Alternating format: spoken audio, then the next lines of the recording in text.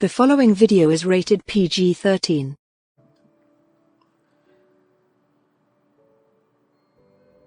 In 2001, I was living in a small town in Kentucky, and I was going to school there. There was a comic book store called White Crow Comics. It was run back then by a guy named Fred. And I would go there maybe once, twice a week. And one day I noticed on the stand a book called the DC Comics Guide to Writing Comics, written by Denny O'Neil. I was familiar with Denny O'Neil, of course. He was the editor on the Batman books when I was coming up. And so I was not very familiar with him as a writer. So under the suggestion by Fred, who owned the store, I get the book. The approach to writing and the understanding of writing. I got that from the guide that Denny wrote. Denny was very genre savvy, and he really understood how to do character. 9 years later, I was living in Minnesota. I was going to radio college, and I was spending my time between there and the Minneapolis Public Library, and I got a copy of Green Lantern, Green Arrow. Couldn't believe how I had never really picked it up before.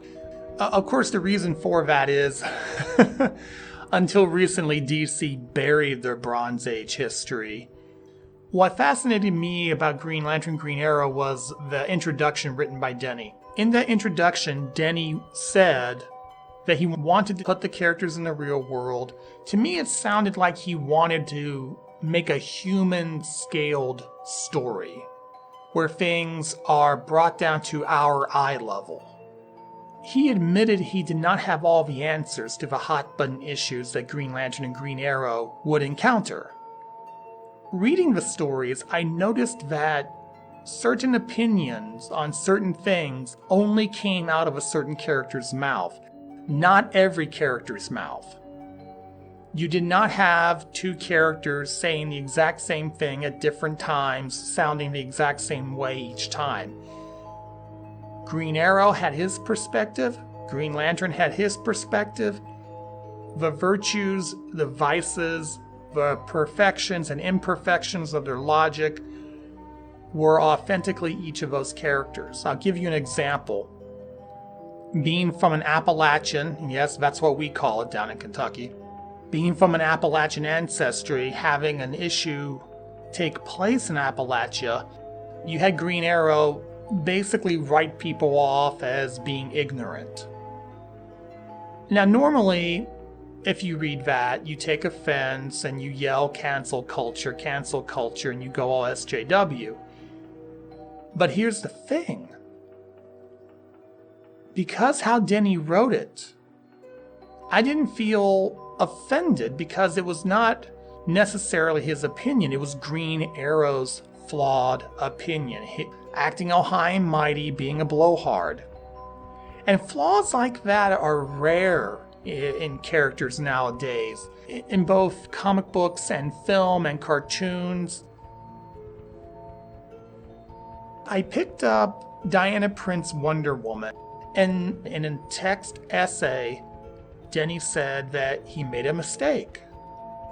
He wanted to show how a woman's power can come from reality and not fantasy, but he made a huge mistake.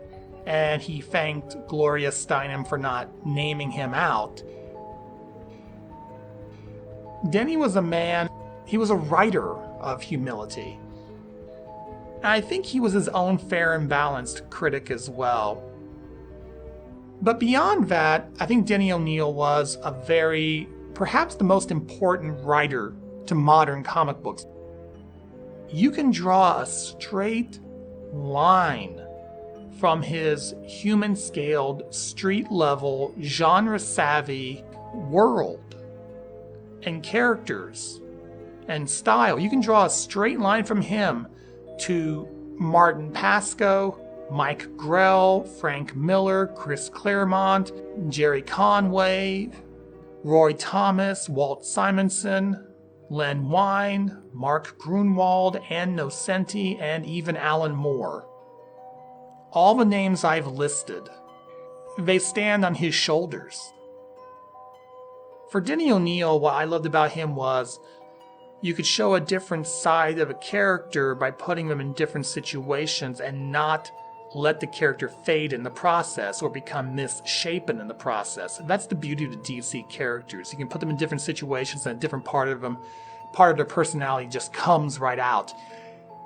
You can't really do that with Marvel, otherwise it's no longer the character. They're based on very specific archetypes of personality, whereas the DC characters are really the products of what Denny O'Neil started. Denny O'Neil saw himself as the keeper of American folklore. While everybody else was trying to get famous or preachy, Denny was writing to make the writing better.